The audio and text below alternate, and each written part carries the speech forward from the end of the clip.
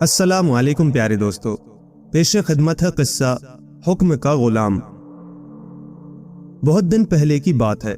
ملک Ethiopia میں ایک ہوشیار اور چالاک شخص رہتا تھا۔ نام اس کا آبو تھا۔ وہ جتنا چالاک تھا اتنا ہی مسخرہ بھی تھا، اس لیے سب اسے چاہتے تھے۔ آبو کا دنیا میں کوئی نہ تھا۔ وہ ایتھوپیا میں رہتے رہتے اکتا گیا تھا۔ ایک دن وہ اپنے پاس کی تھوڑی نقدی اور کچھ سامان لے کر وہاں سے روانہ ہو گیا۔ ادھر ادھر گھومتے پھرتے ایک دن راجدھانی پہنچ گیا۔ یہاں پہنچ کر اسے ملازمت کی فکر ہوئی۔ سیدھا بادشاہ کے دربار میں گیا اور گزارش کی، بادشاہ سلامت، مجھے کوئی نوکری دے دیں۔ آپ جو بھی مجھے کام دیں گے نہایت ایمانداری سے انجام دوں گا اور آپ کا فرما بردار بن کر رہوں گا۔ بادشاہ نے اس کی درخواست قبول کر لی اور اسے پہرا دینے کے کام پر لگا دیا۔ وہ بہت جلد اپنی حاضر جوابی اور خوش مزاجی کی وجہ سے مقبول ہو گیا۔ بادشاہ بھی خوش ہوا اور اسے خاص طور پر اپنے محل کا پہرے دار بنا دیا۔ اس عہدے پر ترقی پا کر آبو کی شان بڑھی اور وہ محل میں اتراتا اور رعب جماتا پھرنے لگا۔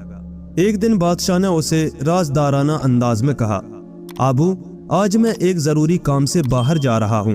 اس راز کی کسی کو خبر نہ ہونے پائے۔ خیال رہے کہ میری واپسی تک کسی کو محل میں نہ جانے دیا جائے۔ حضور، آپ مطمئن رہیں، میں محل کے دروازے کی دن رات نگرانی کروں گا اور کسی کو آپ کے جانے کی خبر نہ بتاؤں گا۔ بادشاہ کو اطمینان ہوا اور وہ وہاں سے چلا گیا۔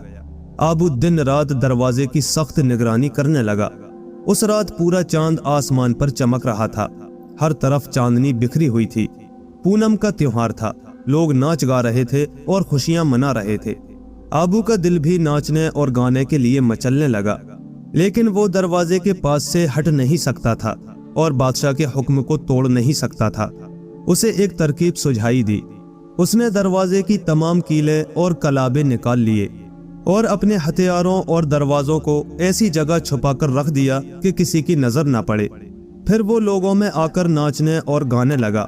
سحر ہونے تک وہ ناچتا گاتا رہا اور پھر محل واپس آ گیا۔ اس نے نکالے ہوئے دروازے کو اس کی جگہ پر لگا دیا اور پہرا دینے لگا۔ آبو اس بات سے بے خبر تھا کہ رات میں چوروں نے محل میں داخل ہو کر تمام سامان چرا لیا تھا۔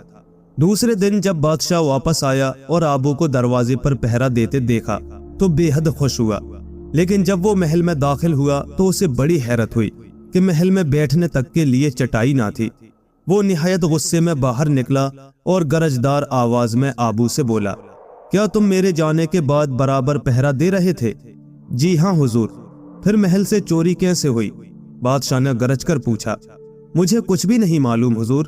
کیا میں نے تمہیں حکم نہیں دیا تھا کہ میرے واپس آنے تک محل کا پہرا دیتے رہنا؟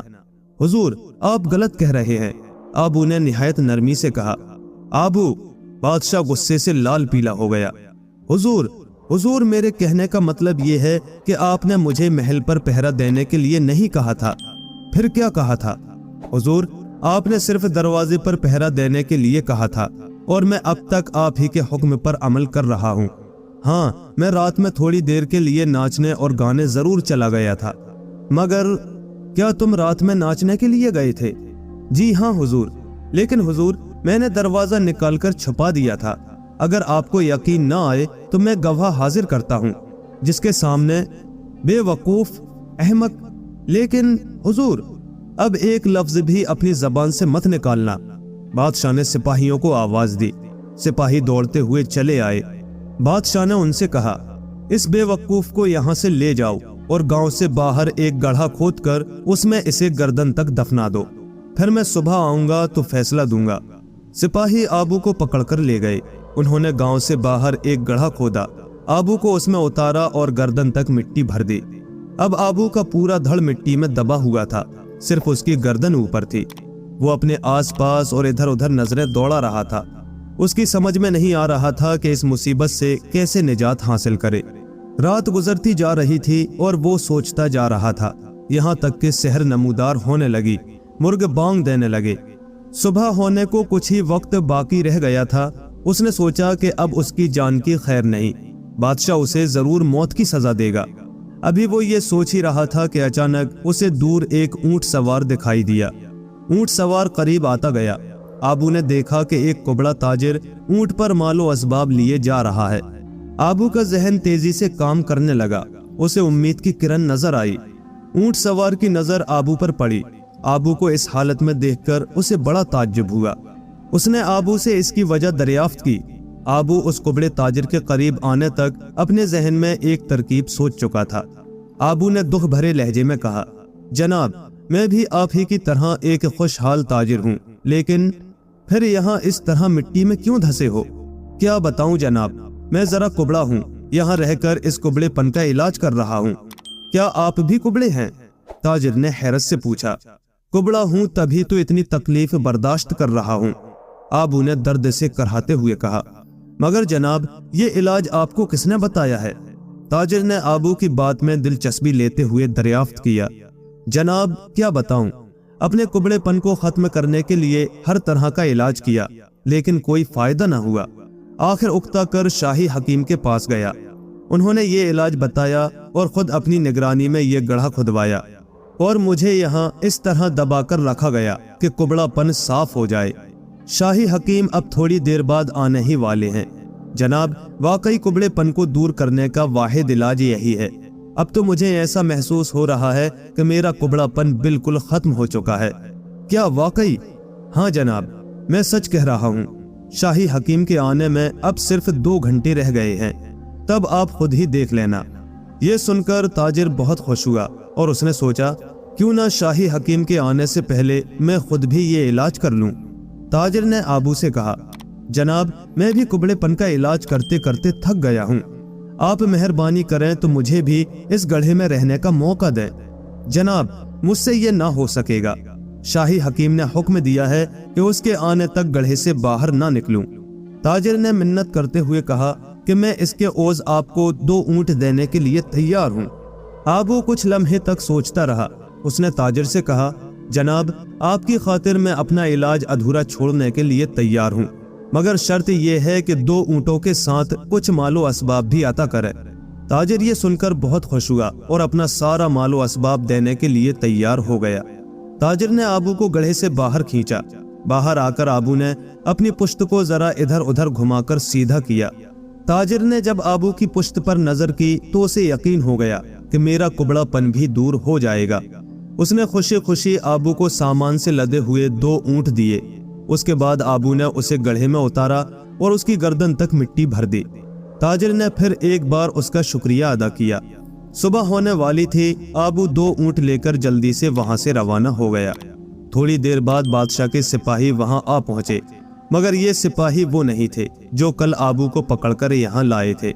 उन सिपाहियों ने कुबड़े ताजिर को आबू समझा और उसे गड्ढे से बाहर निकालकर मारते पीटते बादशाह के दरबार में ले गए। बादशाह ने ताजिर को देखा तो उसे बड़ी हैरत हुई। उसने ताजिर से दरियाफ्त किया कि तुम वहां कैसे पहुंचे। ताजिर ने रो रो कर पूरा अहवाल सुनाया। बादशाह को बहुत गुस्सा आया, मगर वो दिल ही दिल में आबू की होशियारी और अक्लमंदी की तारीफ करने लगा। उसने ताजिर को रिहा कर दिया और सिपाहियों को हुक्म दिया कि वो आबू को तलाश करके मेरे सामने हाजिर करें। उसने सिपाहियों से ये भी कहा कि आबू मिल जाए तो उससे कहना बादशाह ने तुम्हें माफ कर दिया है और तुम्हारी अक्लमंदी से वो बहुत खुश है। जब सिपाही आबू की तलाश के लिए जाने लगे तो बादशाह ने फिर उन्हें रोका और कहा, आबू से कहना कि तुम्हें एक शर्त पर माफ किया जाएगा। जब तू बादशाह से मुलाकात करने आए तो इस तरह के तेरे जिस्म पर कपड़े ना हो और तू नंगा भी ना दिखाई दे और सवारी पर भी बैठा हुआ ना हो और पैदल भी ना दिखाई दे। इस अजीबो गरीब शर्त को सुनकर सिपाही भी हैरान हो गए, मगर उन्हें इससे क्या मतलब। वो आबू को तलाश करने रवाना हुए। आखिरकार उन सिपाहियों ने आबू को तलाश कर लिया और जो कुछ बादशाह ने कहा था वो उसे सब कह दिया। कुछ देर तक आबू सोचता रहा। फिर उसने सिपाहियों से कहा कि बादशाह से कहना कि उसे शर्त मंजूर है और वो कल दरबार में हाजिर होने वाला है।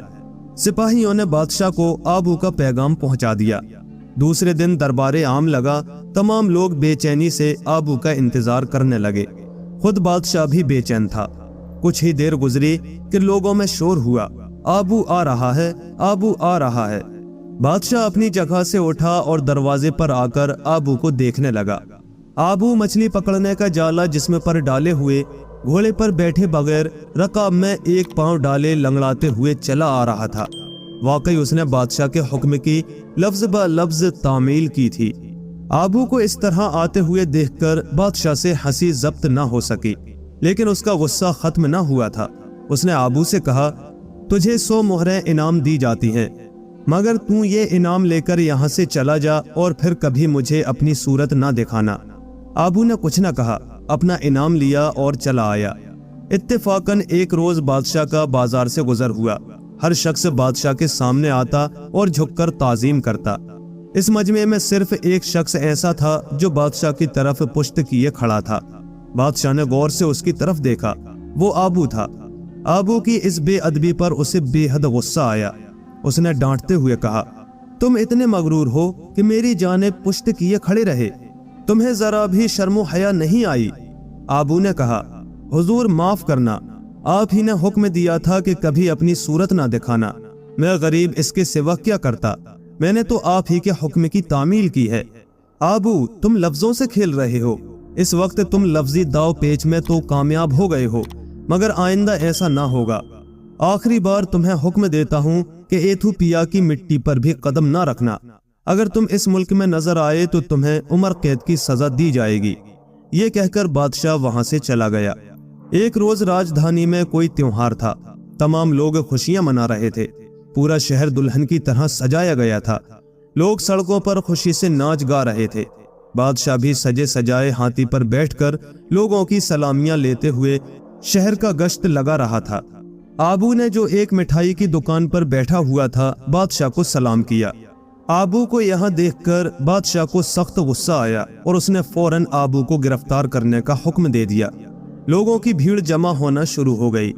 بادشاہ آبو سے بولا، کیا میں نے تجھے حکم نہ دیا تھا کہ اس ملک میں کہیں نظر مت آنا؟ پھر تجھ میں میری نافرمانی کی ہمت کیسے پیدا ہوئی؟ حضور معاف کرنا، میں نے آپ کے حکم کی کبھی بھی نافرمانی نہیں کی۔ آپ ہی نے حکم دیا تھا کہ ایتھوپیا کی مٹی پر قدم نہ رکھنا۔ بادشاہ نے کہا، وہی تو میں کہہ رہا ہوں، پھر تجھے یہاں کی مٹی پر قدم رکھنے کی ہمت کیسے ہوئی؟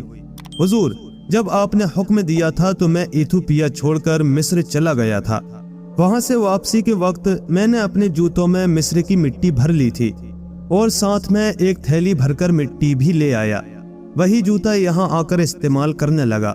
رات کو سوتے وقت بھی میں اپنا جوتا نہیں اتارتا ہوں۔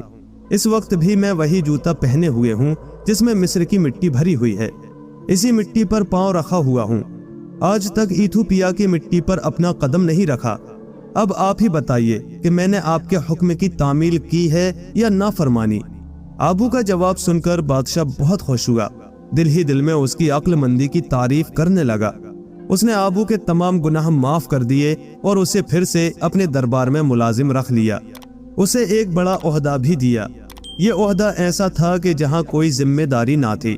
آبو ہنسی خوشی اپنی زندگی بسر کرنے لگا۔ دوستو، کہانی کیسی لگی ہمیں کمنٹ کر کے ضرور بتائیں۔ پسند آئی ہو تو لائک کریں، شیئر کریں اور ایسے ہی مزید دلچسپ قصے کہانیوں کے لیے ہمارے چینل کو سبسکرائب ضرور کر لیں۔ شکریہ۔